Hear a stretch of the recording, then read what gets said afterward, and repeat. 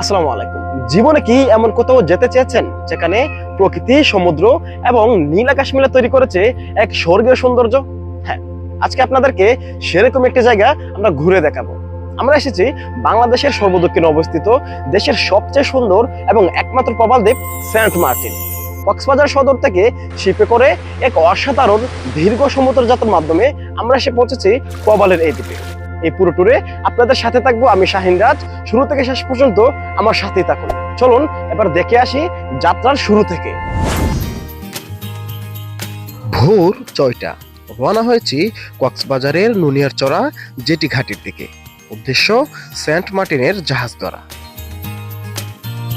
Jetty ঘাটে এসে দেখি এ যেন এক ভিড়ের মহাযাত্রা। অনেক মানুষ, সবাই অপেক্ষা করছে জাহাজে উঠে সেন্ট মার্টিনের উদ্দেশ্যে রওনা দেওয়ার জন্য।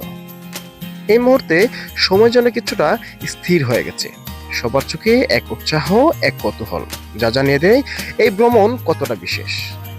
আমরা আছি এখন কক্সবাজারের জেটি ঘাটে। এখন বাজে সকাল 6:30। আর ঠিক আধা ঘন্টার মধ্যেই সেন্ট মার্টিনের উদ্দেশ্যে এখান থেকে শিপগুলো ছেড়ে যাবে। এখানে মূলত প্রতিদিন 6টা থেকে 7টার মধ্যে বিভিন্ন শিপ কক্সবাজার থেকে সেন্ট মার্টিনের উদ্দেশ্যে ছেড়ে যায়। চলুন আমরা জাহাজে উঠি। কক্সবাজার জেটিঘাট থেকে প্রতিদিন সকালে বেশ কয়েকটি জাহাজ সেন্ট মার্টিনের উদ্দেশ্যে রওনা করে।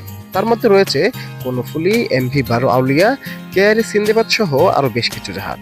আমরা চলেছি MV-12 আউলিয়াতে করে। টিকিটের দামও ক্লাস অনুযায়ী 1200 টাকা থেকে শুরু করে 25,000 টাকা পর্যন্ত বিভিন্ন পর্যায়ের হয়ে থাকে। তবে জাহাজ ভেদে টিকিটের দামে রয়েছে কিছুটা তারতম্য।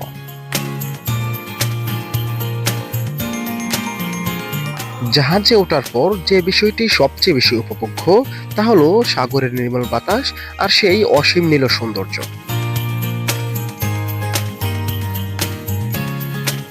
জাহাজ চলার পর যে বিষয়টি আপনার মন কেড়ে নেবে তা হলো নীল সাগরের ওপর দিয়ে জাহাজের পিছু পিছু উড়ে চলেছে সিগাল পাখির দল। পর্যটকদের দেওয়া রুটি ও বিস্কুট ধরে নিতে তারা কখনো জাহাজের খুব কাছে, কখনো ঢেউর ঠিক উপর দিয়ে উড়ে যায়। তবে মনে রাখবেন, জাহাজ থেকে কোনো পাখিকে খাবার খাওয়ানো সম্পূর্ণ নিষেধ। তবে সমুদ্র, আকাশ আর এই পাখিদের মেলবন্ধন যেন ভ্রমণের প্রতিটি মুহূর্তকে আরো জীবন্ত করে তোলে। জাহাজ চলছে আর সামনে শুধুই অসীম সমুদ্র। আপনি কি জানেন কক্সবাজার সমুদ্র সৈকত থেকে সেন্ট মার্টিন যেতে প্রায় 6 ঘন্টা সময় লাগে, কিন্তু এই সময়টা কখনোই একঘেয়ে লাগে না। কারণ এখানে ভ্রমণ আসলে এই সময়টা থেকেই সবার মন জুড়ে যায়।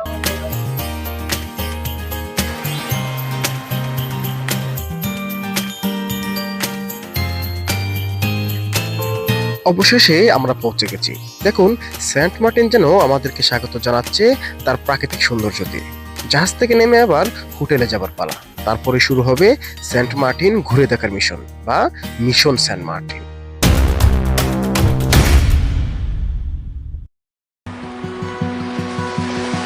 সেন্ট মার্টিন সেন্ট মার্টিন হলো বাংলাদেশের সর্বদক্ষিণে বঙ্গোপসাগরের উত্তর পূর্বাংশে অবস্থিত একটি ছোট প্রবাল দ্বীপ, যার আয়তন মাত্র 8 বর্গ কিলোমিটার। এটি কক্সবাজার জেলার টেকনাফ উপজেলা সদর হতে প্রায় 30 কিলোমিটার দক্ষিণে এবং মিয়ানমার উপকূল হতে 8 কিলোমিটার পশ্চিমে নাফ নদীর মোহনায় অবস্থিত। এটি জিঞ্জিরা, নারকেল জিঞ্জিরা, জাজিরা, দারুচিনি দ্বীপ বা দের দিউসা দ্বীপ নামেও পরিচিত। সৈকতের পাশে প্রচুর নারকেল গাছের রাজত্বের কারণে স্থানীয়ভাবে একে নারকেল জিঞ্জিরাও বলা হয়ে থাকে। বাংলাদেশের সমুদ্রপ্রেমীদের কাছে এটি ব্যাপক পরিচিত একটি নাম। আমার চারপাশে পাথরের মতো যে জিনিসগুলো দেখতে পাচ্ছেন, এগুলো এখানে প্রবাল নামে পরিচিত। সেন্ট মার্টিন সমুদ্র সৈকতের প্রায় এলাকা জুড়ে রয়েছে এই প্রবালের বিস্তৃতি।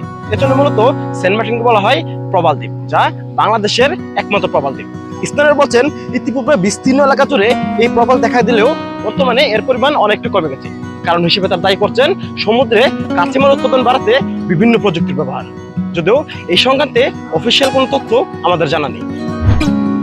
সেন্ট মার্টিনে এসে আমরা প্রথমেই ছুটে গেছি সমুদ্রের কাছে। নীল স্বচ্ছ জলে ডুব দেওয়ার সেই অনুভূতি যেন সব ক্লান্তি মুহূর্তেই ধুয়ে মুছে নিয়ে গেল। ঢেউর তালে তালে এক অদ্ভুত আনন্দে ভেসে যাচ্ছিলাম আমরা। এ যেন প্রকৃতির সঙ্গে এক নিবিড় বন্ধন। তারপর শুরু করলাম পুরো দ্বীপ ঘুরে দেখার মিশন। সেন্ট মার্টিনে ঘুরে দেখার মতো অনেক কিছু রয়েছে। সকালবেলাকার সূর্যোদয় এবং বিকালে সূর্যাস্ত দুটোই যেন একে অপরের পরিপূরক। সেন্ট মার্টিনে সূর্যোদয় দেখতে আসলে মনে হয় যেন একটি নতুন দিনের শুরু, যেখানে আলো ও প্রকৃতির সৌন্দর্য একত্রিত হয়ে এক অসাধারণ দৃশ্য তৈরি করে। আবার বিকেলে সূর্যাস্তের সময় সেন্ট মার্টিনের আকাশ যেন একে একে রঙিন হয়ে ওঠে, আর সে দৃশ্য দেখে মন এক অন্য অনুভূতিতে ভরে ওঠে।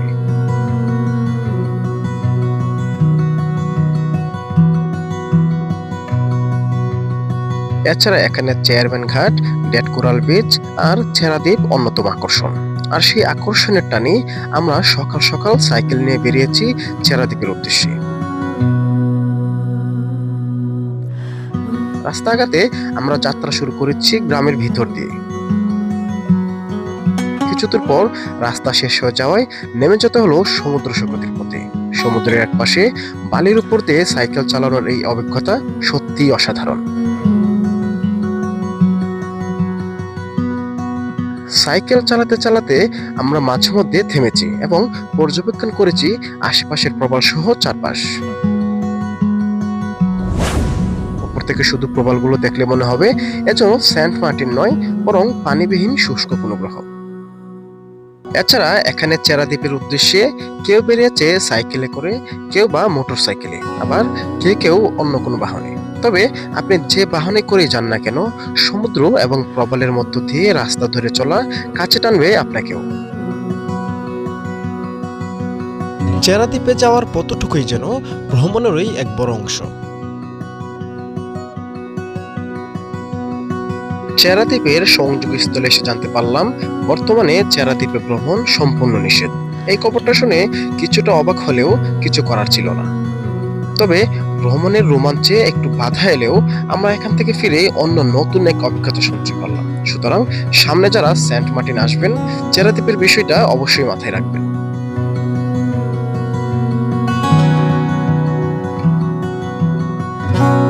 সেন্ট মার্টিনের আরেকটি দর্শনীয় স্থান হলো প্রয়াত লেখক হুমায়ুন আহমেদের সমুদ্র বিলাসী রিসোর্ট। এখানে বসেই আমাদের প্রিয় লেখক হুমায়ুন আহমেদ লিখেছিলেন তার উপন্যাস। এখন এই জায়গা শুধু ইতিহাসের অংশ নয়, পর্যটকদের কাছেও এক বিশেষ আকর্ষণ।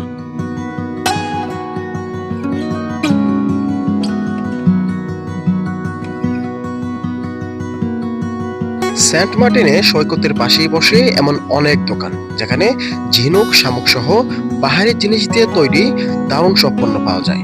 কোরাল দ্বীপের স্মৃতিকে ধরে রাখতে বা স্বজন প্রিয়জনকে উপহার দিতে এগুলো হতে পারে একটা দারুণ অপশন। এখানকার প্রতিটি জিনিস যেন সাগরের গল্প বলে। সেন্ট মার্টিনের আরেকটি গুরুত্বপূর্ণ দিক হলো এখানকার খাবার, বিশেষ করে টাটকা মাছ এবং নারকেল পানির স্বাদ একবার হলেও নেওয়া উচিত। সেন্ট মার্টিনের বাজার এলে আপনি সত্যিকারের দ্বীপ জীবনের স্বাদ পাবেন। এখানে সারি সারি দোকানে পাওয়া যায় টাটকা সামুদ্রিক মাছ, লইট্টা, চিংড়ি, রূপচাঁদা আর নাম না জানা অনেক দুর্লভ মাছ। তবে মাছ কেনার সময় একটা বিষয় মাথায় রাখবেন, দামাদামি করাটা এখানে খুবই জরুরি। স্থানীয়রা জানে যে পর্যটকরা এখানে আসেন বিশেষ অভিজ্ঞতার জন্য, তাই দাম একটু বেশিই বলতে পারে। সঠিক দাম নিশ্চিত করতে একটু দর কষাকষি করুন। সেন্ট মার্টিন এই ছোট্ট দ্বীপে এসে অনুভব করলাম এক নতুন পৃথিবীর গল্প। এখানকার প্রকৃতি, শান্ত পরিবেশ আর অফুরন্ত সৌন্দর্য সব মিলিয়ে এক অনন্য অভিজ্ঞতা। দিনের শেষে যখন সূর্য ডুবছে আর সাগরের ঢেউ পাড়ে আসছে, তখন মনে হয় জীবনের সব তাড়াহুড়ো ভুলে কিছু সময় এখানে কাটানো উচিত। আর তাই যদি কখনো নিজেকে হারিয়ে ফেলেন বা জীবনের রুটিনে হাঁফিয়ে ওঠেন, সেন্ট মার্টিন আসুন। এখানে সবকিছু ভুলে প্রকৃতির সান্নিধ্যে নতুন করে শুরু করুন। সেন্ট মার্টিন, তুমি আমার স্মৃতিতে রয়ে যাবে চিরকাল।